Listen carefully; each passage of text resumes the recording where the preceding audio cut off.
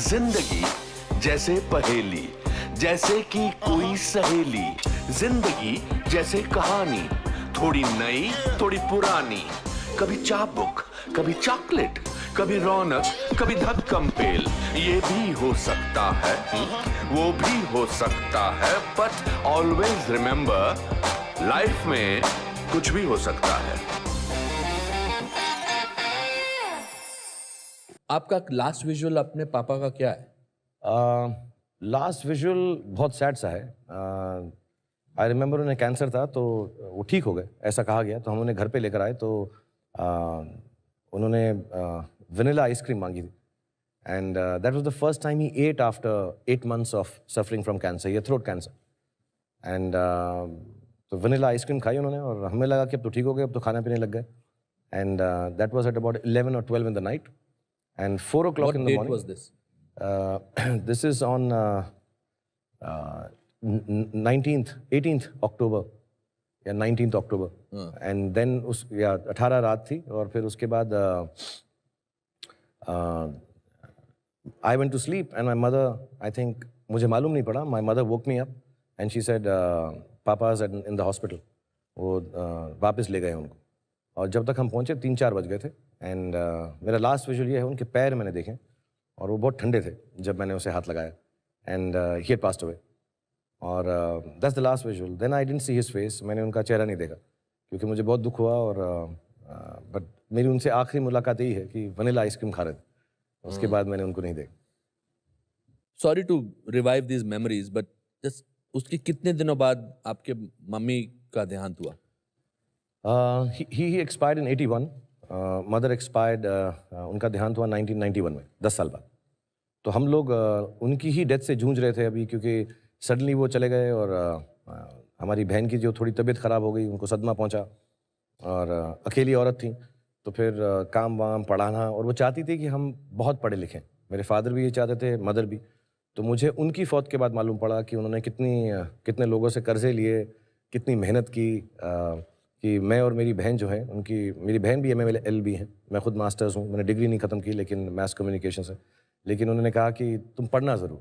और मुझे अभी भी याद है, उस ज़माने में फ़ीस देने में तकलीफ़ होती थी, लेकिन वो बेचारी कहीं ना कहीं से जुगाड़ करके, मेहनत करके, आई थिंक वो काम करती रहीं। तो वो 4-5 साल तो उसी सदमे में निकल गए कि फ़ादर की डेथ हो गई। और जब तक हम उससे बाहर निकलने वाले थे, हमारी जो माँ थी बिल्कुल हेल्दी थी, बट सडनली एक दिन रात को उनको ऐसा कुछ दर्द हुआ पैर में, और गए, उन्होंने कहा डायबिटीज़ है, और देखते देखते 1.5 महीने में उनकी भी डेथ हो गई। पार्किंग लॉट में प्रे कर रहे थे, और आप वापस नहीं जा रहे थे अपनी मम्मी को मिलने, क्योंकि आपको लगता था कि अगर मैं प्रे करता रहूँगा तो my mother will not pass away. या बत्रा हॉस्पिटल है दिल्ली में, हाँ, और उसके ICU में थी। उस ज़माने में ICU में अंदर नहीं जाने देते थे, अब तो सबको जाने देते हैं। तो मुझे किसी ने कहा कि तुम दुआ करते रहो, और जब तक दुआ जारी रहती है तब तक अल्लाह मियाँ जो हैं सुनते रहते हैं, सुनने में तो मसरूफ़ रहते हैं कि कुछ एक्शन नहीं लेते। तो मेरी एक ही दुआ है, मुझे एक ही आती है, मैं सबको सिखाता भी हूँ, और स्पोर्ट्स की दुआ है, नस्र मिनल्लाह व फतहुन करीब, कि खुदा मुझे शक्ति दो कि मैं जीत सकूँ।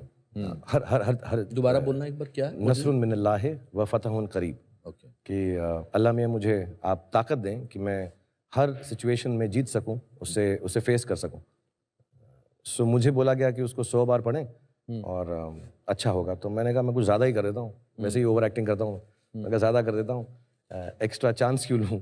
तो I kept on praying, and I remember the doctor came down and he said आप अलाउड हैं ICU में, जिसका मतलब यही था, तभी अलाउ करते हैं जब आई थिंक लास्ट घड़ी आ जाती। और तो I didn't want to go, मैंने कहा मैं नहीं जाऊंगा, दुआ करता रहूंगा तो शायद वो ठीक हो जाएंगी। लेकिन फिर मैं चला गया, क्योंकि माय सिस्टर एवरीवन सेड कि जाना ज़रूरी है। मैं चला गया, और मेरा एक यकीन है कि इंसान तब दुनिया छोड़ता है जब वो सेटिस्फाइड होता है। In the moment of accident, जो भी मौके से आदमी जाता है, क्योंकि अगर ऐसा ना हो तो माँ बाप अपने बच्चों को छोड़कर नहीं जाएंगे। क्योंकि मुझसे आज अगर कोई बोले कि अपने बच्चों को छोड़ के जाओ, तो मैं नहीं यार, ऐसा हो ही नहीं सकता। अनलेस मैं बिल्कुल सेटिस्फाइड हूँ कि वो ठीक हो जाएंगे, सब उनका ध्यान रखा जाएगा। तो मुझे ऐसा लगता है, मेरी एक थ्योरी है कि इंसान इस दुनिया को तभी छोड़ता है जब वो एकदम सेटिस्फाइड और खुश हो। ये हाँ अभी ठीक है, मैं जा सकता हूँ, बाकी सब संभल जाएगा। सो जब मेरी मदर आईसीयू में थी तो मैं उनके पास बैठ गया और मैंने एक बड़ी गलत बात की कि मैं उनको दुख पहुंचाता रहा। दुख पहुंचाते थे? हाँ, मैं कहता रहा उनको, मैंने कहा अगर मैं इनको सेटिस्फाई नहीं होने दूंगा तो शायद ये जाएंगी नहीं। ओह, तो मैं उनके पास बैठ के ऐसी बातें करता रहा कि देखो अगर आप चले जाएंगी तो मैं अपनी बहन का ख्याल नहीं रखूंगा, मैं पढ़ूंगा नहीं, मैं काम नहीं करूंगा, ऐसी स्टूपिड बातें करता रहा। तो मैं ऐसी छोटी छोटी बातें करता रहा उनको कि आप कि उनको तकलीफ पहुंचे कि यार अभी मैं सेटिस्फाइड नहीं हो Satisfied सकती, मैं जाऊंगी नहीं। तो मैं जाऊंगी नहीं।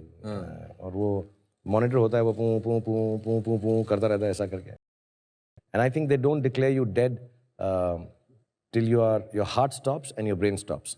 तो वो कभी कभी ऐसा 250 पे जाता था, फिर 5 पे आ जाता था, 250 पे जाता था। जब 250 पे जाता लगता कि यार डिससेटिस्फाई हो गई।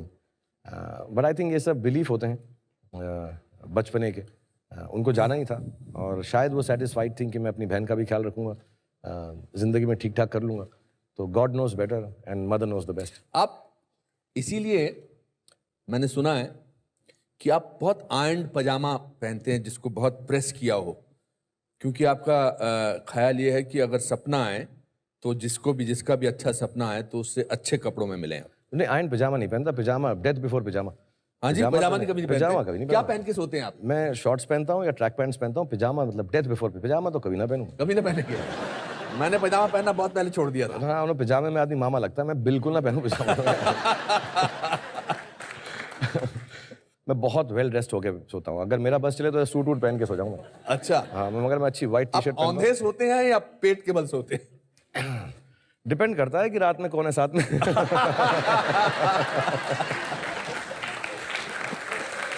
और जब तन्हा होते हैं तो कैसे सोते हैं? आई थिंक मेरे को कभी देखा नहीं अपने आप को सोते हुए, लेकिन मुझे ऐसा लगता है मैं उल्टा ही सोता हूँ। अच्छा, हाँ, उल्टा सोता हूँ मैं। शुरू सीधा होता हूँ। आमतौर पे कहा जाता है कि जो बादशाह होता है, जो राजा होता है, जो किंग होता है, वो सोते हुए बहुत अकेला महसूस करता है। Do you feel like that?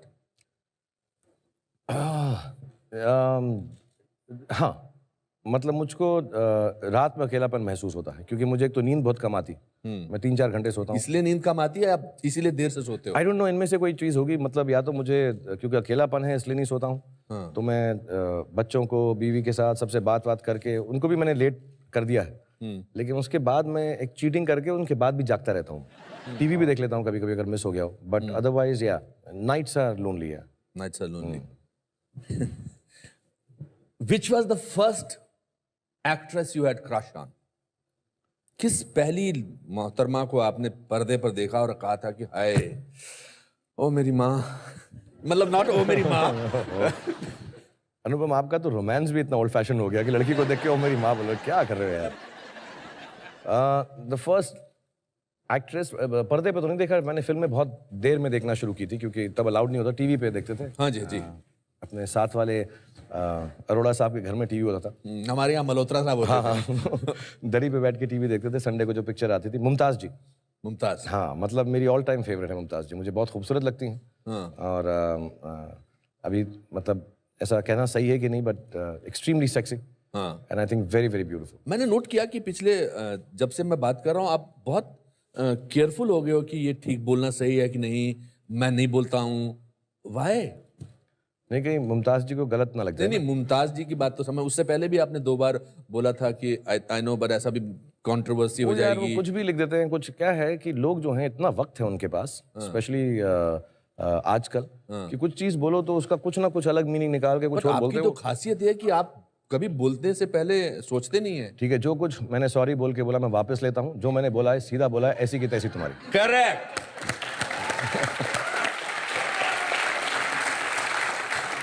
And आपके पसंदीदा एक्टर कौन थे? मुझे बलराज साहनी साहब बहुत अच्छे लगते थे। हालांकि हालांकि बलराज साहनी साहब ने कोई गाना नहीं गाया है नाच नाच के, एक्सेप्ट वो ओ मेरी जोहरा जबीं। एक्सेप्ट यश जी वाला वक्त वो मुझे बहुत अच्छे लगते। वो कुछ प्लेजेंट था उनमें। और अब मुझे और भी अच्छे लगने लगे हैं जब मैं पीछे देखता हूँ। मेरे मम्मी डैडी के फेवरेट दिलीप साहब थे, तो उनकी वजह से वो बहुत अच्छे लगते थे।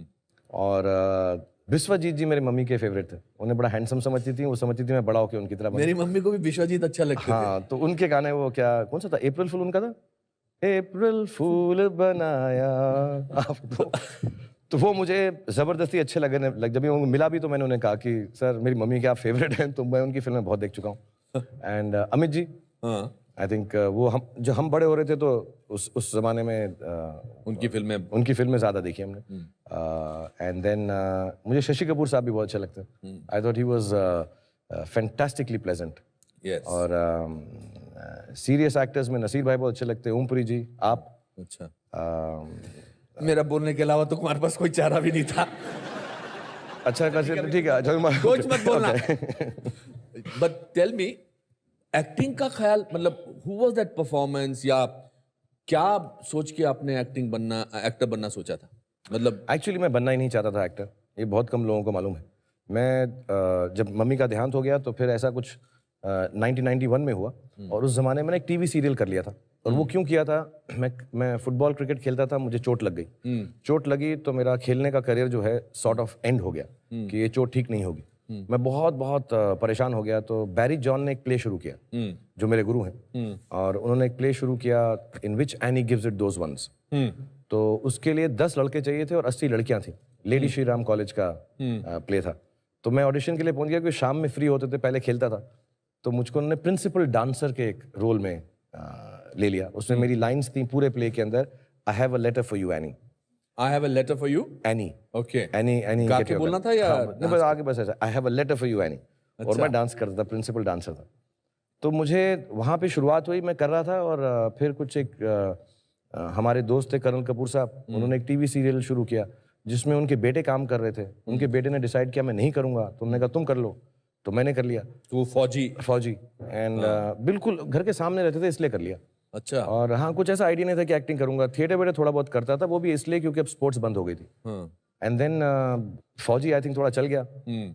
तो एक दिन मैं घर में था, 2 लोग मैं मेंशन जरूर करूंगा। एक मिस्टर हैरी बवेजा, मुझे पहला फोन मुंबई से मिस्टर हैरी बवेजा का आया। He was my class fellow. आज तक उनके लिए मैं कुछ भी कर सकता हूँ, क्योंकि मेरी मम्मी ने उनका नंबर अपने हाथ से दीवार पे लिखते थे, तब टेलीफोन होता ना, तो उसके ऊपर लिखते थे। तो हैरी बवेजा लिखा था कि यार मैं फिल्म बनाना चाहता हूँ, आप आ जाएं। तो मैं कह रहा यार कुछ फिल्मों में रोल मिल रहा है, तो मैंने तब नहीं किया। फिर एक दिन मुझे हेमा जी की नीस का फोन आया। अच्छा। और उन्होंने कहा Hema ji would like to speak to you. तो मैंने समझा ऐसा कुछ फैन वैन टाइप जो है, मजाक कर रहे हैं। तो मैं कौन हेमा जी? तो हेमा मालिनी जी। तो मैंने बिलीव नहीं किया। और फिर वो फोन पे आई, उन्होंने कहा मैं फिल्म बनाना चाहती हूँ। दिल्ली में फोन आया था? मैं दिल्ली में फोन आया। और घर के, मतलब ऑब्वियसली नॉर्मल। हाँ, घर के अंदर ऐसा फोन। तो मैं कहा, मम्मी को भी जाके बोला, मैंने कहा हेमा मालिनी जी ने फोन किया है। कहते हाँ हाँ ठीक है। तो हेमा जी का फोन आ गया। तो उन्होंने कहा मैं फिल्मों में काम, तो I had no interest actually, to tell you honestly. तो क्या करना चाहते थे आप? मैं कमाल करना चाहता था। अरे कमाल तो किया आपने।